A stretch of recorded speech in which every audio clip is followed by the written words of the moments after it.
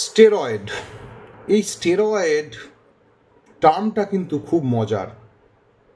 Steroid কারো কারো ক্ষেত্রে আতঙ্কের, আবার কিছু রোগীর ক্ষেত্রে স্টেরয়েডই হচ্ছে লাইফলাইন। তো এই স্টেরয়েড নিয়ে নানা মতবাদ, নানা মিথ প্রচলিত হয়ে আছে। স্টেরয়েড মানেই কি খারাপ? স্টেরয়েড খেলে জীবন শেষ? এই প্রশ্নগুলো সম্মুখীন আমাদের প্রায়ই হতে হয়।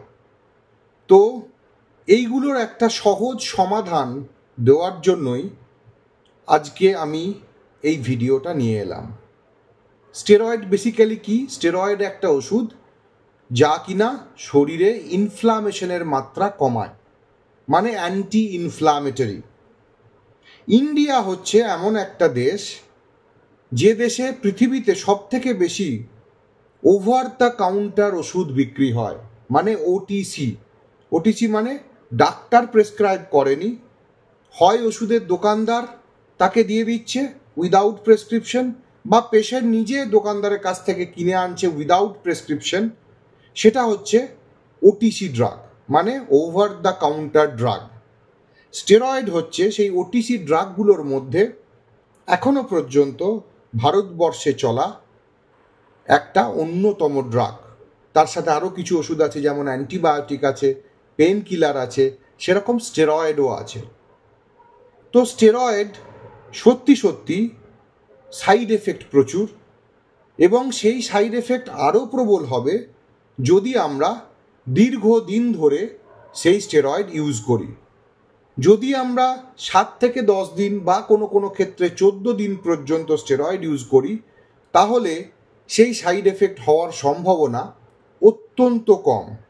কিন্তু কোনো পেশেন্ট যদি 1 মাস, 2 মাস, 6 মাস, 1 বছর, 1.5 বছর, 2 বছর, 5 বছর ধরে স্টেরয়েড ইউজ করে, তাহলে স্বাভাবিকভাবেই তার সাইড এফেক্ট হওয়ার সম্ভাবনা অনেক গুণ বেশি। প্রথমেই জেনে নেওয়া যাক যে স্টেরয়েডের কি কি সাইড এফেক্ট হতে পারে। এই সব সাইড এফেক্টগুলোই হতে পারে তখনই যদি আমরা অনেক দিন ধরে সেই স্টেরয়েড ওষুধটা ব্যবহার করি। যেমন আমাদের চোখে ছানি পড়তে পারে, ছানি আপনার এমনিও পড়তে পারত, কিন্তু স্টেরয়েড দীর্ঘদিন নিলে ছানি পড়ার সম্ভাবনা এবং প্রবণতা অনেক গুণ বেড়ে যায়।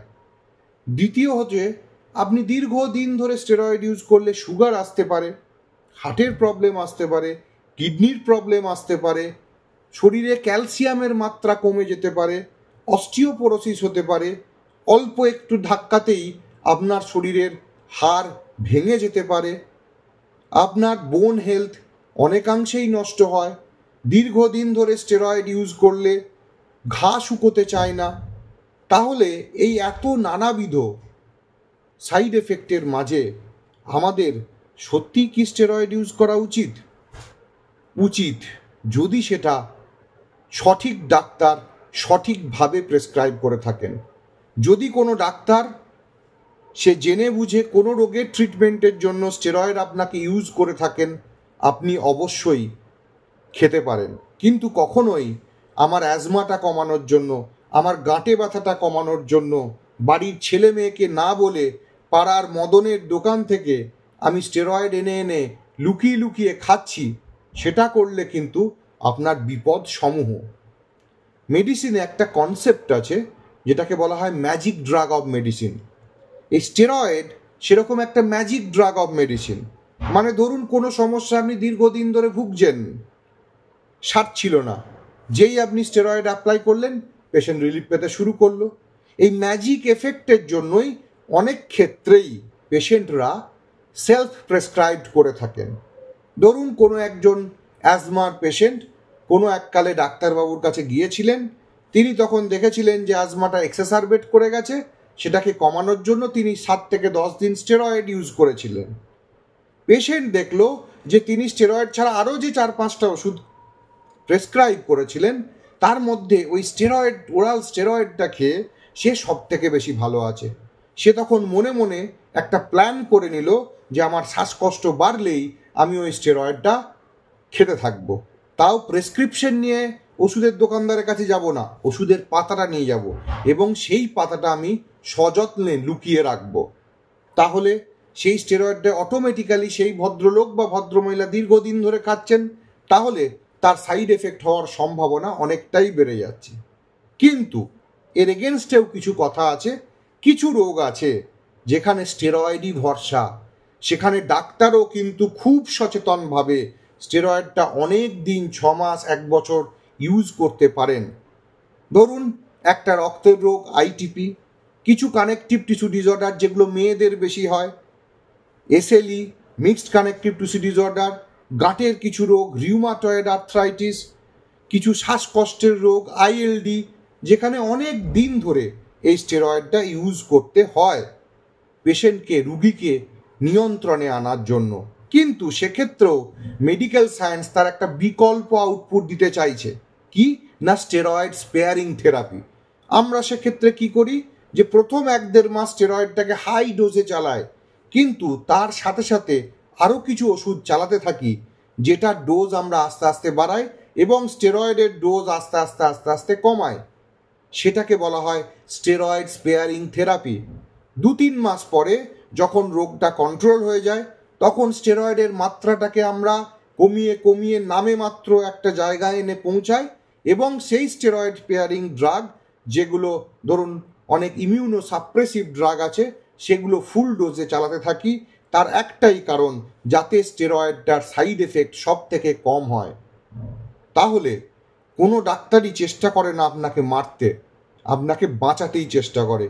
কিন্তু কিছু কিছু রোগের প্রকৃতি এমনই থাকে যেখানে সেই ডাক্তারও স্টেরয়েডটা হাই ডোজে চালাতে কিছুদিন ধরে বাধ্য হয় এবং সেটা বিজ্ঞানসম্মতভাবে একটা সঠিক আচরণ, সঠিক বিহেভিয়ার। কিন্তু সাইড বাই সাইড সে যখনই দেখে ডাক্তারবাবু যে রোগটা অনেকটাই নিয়ন্ত্রিত হয়ে গেছে, তখন তিনি স্টেরয়েডের ওষুধের মাত্রা আস্তে আস্তে আস্তে আস্তে আস্তে আস্তে কমিয়ে কমিয়ে একদম সর্বনিম্ন ডোজে সেটাকে আপনার শরীরে রেখে দেয়, যাতে রোগের কন্ট্রোলটা বিঘ্নিত হয় না। Side by side steroid substitute বা স্টেরয়েড সাপ্লিমেন্টারি কিছু থেরাপি আছে, সেই ওষুধগুলোর ডোজ বাড়ানো হয়। তাহলে আমার বক্তব্য একটাই, যে স্টেরয়েড আপনি খাবেন, স্টেরয়েড সাইড এফেক্ট যুক্ত, তবুও আপনি খাবেন যদি আপনাকে কোনো ভালো এমডি বা ডিএম ডাক্তার জেনে শুনে সেই স্টেরয়েডটা প্রেসক্রাইব করে থাকেন। নিজে নিজে দোকানে গিয়ে আমি ওই ওষুধটা খেয়ে ভালো ছিলাম, সেই জন্য আমি পাড়ার দোকানদারকে বলে পাতা দেখিয়ে ওষুধ এনে খেয়ে দীর্ঘদিন ধরে খেয়ে আমি নিজের রোগ নিয়ন্ত্রণ করার চেষ্টা করছি, সেটা কিন্তু করবেন না। কারণ ডাক্তাররা 5 বছর এমবিবিএস পড়ে, ইন্টার্নশিপ, হাউস স্টাফশিপ করে, এমডি ডিএম করে তারপর আপনাকে প্রেসক্রাইব করছে স্টেরয়েড, যেটা আপনার পক্ষে জানা সম্ভব নয় শুধু গুগল সার্চের মাধ্যমে। তাই শুধু সিমটম কমানোর জন্য আপনি স্টেরয়েড ইউজ করবেন না। স্টেরয়েড ইউজ করবেন তখনই যদি কোনো ঠিকঠাক ডাক্তার আপনাকে স্টেরয়েড খাওয়ার কথা বলে। এবং একটা কথা মনে রাখা দরকার, যদি আপনি কোনো কারণে স্টেরয়েড 2 সপ্তাহের বেশি ইউজ করে ফেলেন, হঠাৎ করে সেই স্টেরয়েডটাকে বন্ধ করে দেবেন না।